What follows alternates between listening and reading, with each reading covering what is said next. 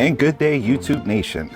So today, the main one collector and his group of mutants, band of brothers, vandalist villains, inner circle, whatever you want to call us, we're heading out today and we're on a quest, a mighty quest, to the Philadelphia Fanexpo.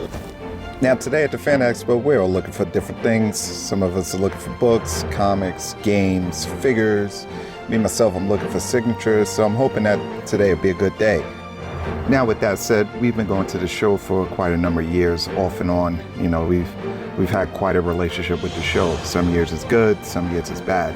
We've been going since it was actually the Wizard World show, Philadelphia. And the Fanexpo bought basically all the Wizard World shows and converted them over. And, you know, they abruptly canceled some shows outright, I guess the ones that were underperforming, and they kept the Philly Fanexpo. Now, we went to the 2022 show and it was bad. Matter of fact, you know what? It wasn't bad as in horrible.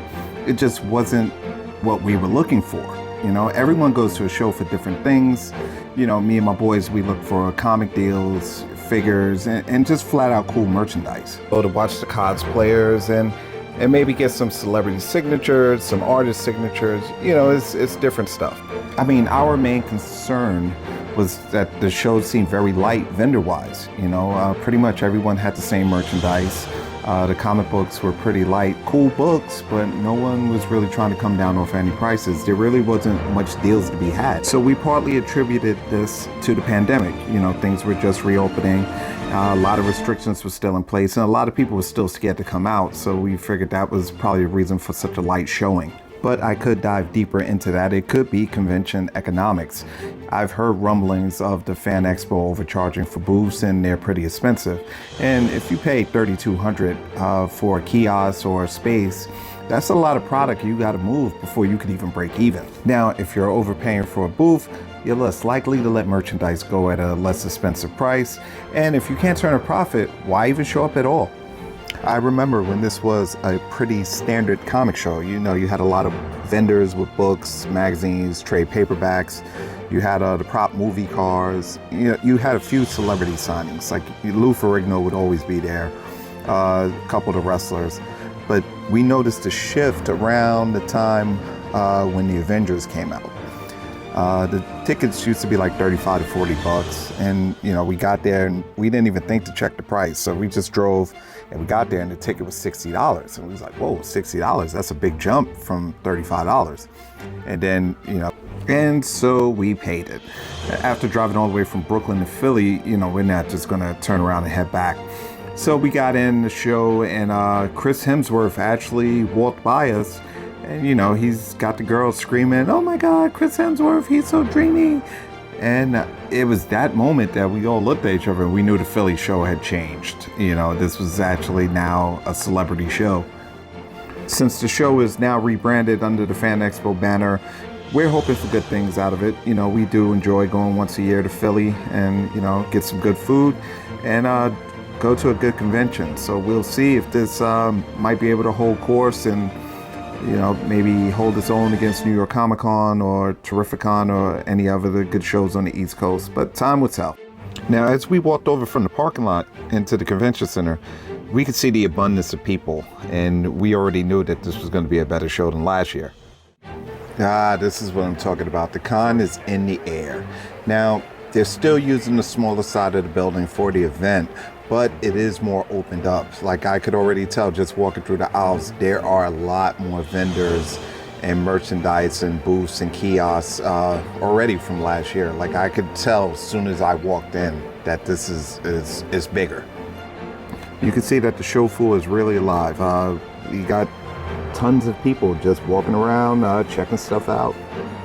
Now, as I'm making my way through the show floor, I'm just, it's a sensory overload. I want to stop and look at everything. But my mindset is I better get these books and merchandise that I got signed. You know, this is partly the reason why I came here. So let me make a beeline over to the signing area and try to get these things done. Okay, now this is where it gets a little funky.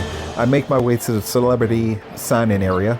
And it's pretty orderly from what I was looking as I went in. You know, it's large space, but as I get there, I noticed that the lines for the celebrities are pretty long.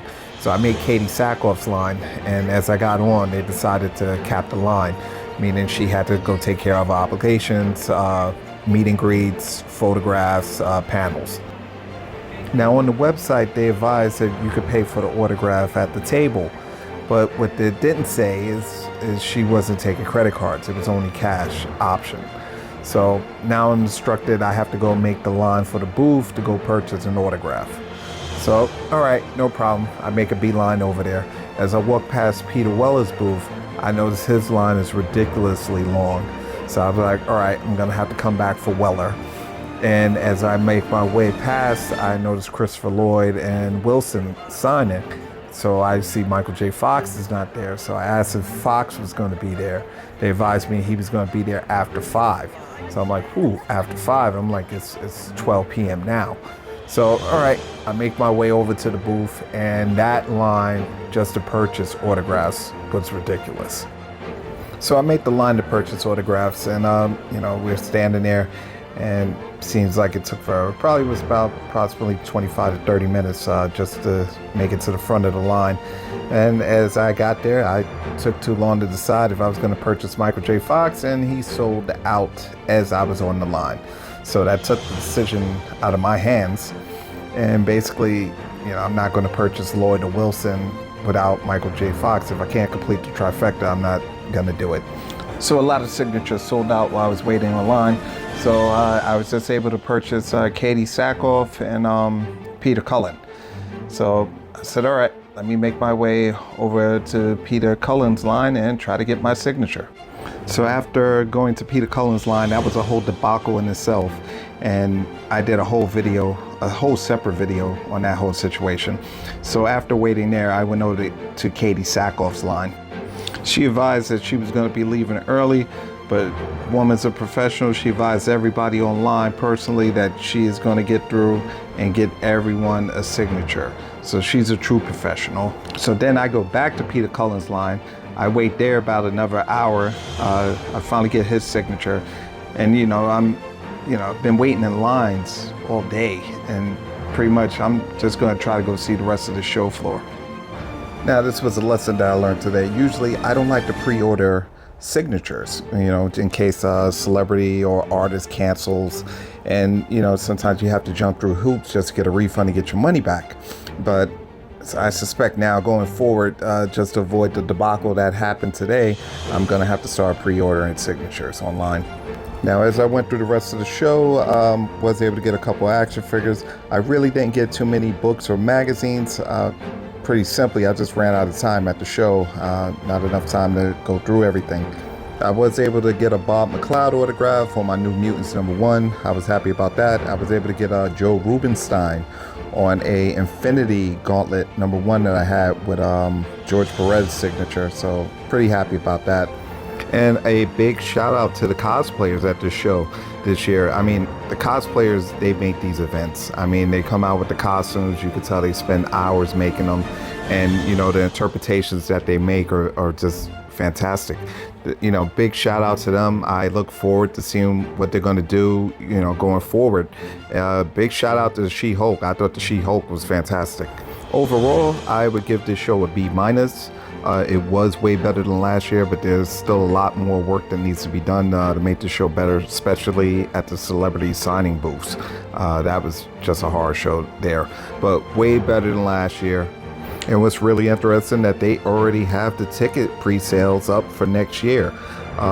Takes place that first weekend of May, which is going to be the week before Mother's Day. So that might be a tough sell for me. I'm going to have to see how the time and the cash goes.